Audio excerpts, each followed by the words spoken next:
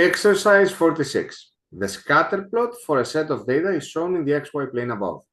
Of the following exponential equations in ABCD, which best models the data? So we have 4 different exponential models.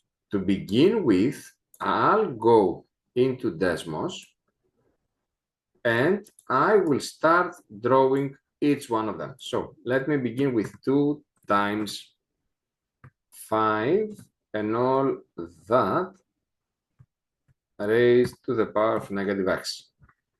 It could be my graph. 2 times 5 to the power of x, however, no, because I can clearly see that my model would look like that. It would be a decreasing exponential model. Obviously, from Desmos, the option B creates an increasing exponential model. It cannot be that. Let's do C. 5 times 2 to the power of negative x could be, and let's do 5 times 2 to the power of x, could not, because once again it creates an increasing model. So right now I'm between A and C. To decide which is the best model for my data, I'm going to use selected values.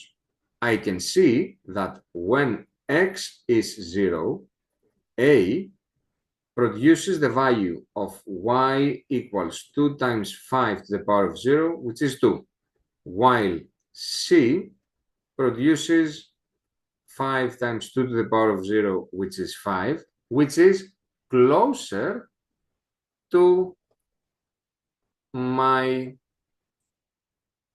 data. Okay. Although in the one I drew, it doesn't seem that it's even 5, don't forget that it's a model. Okay.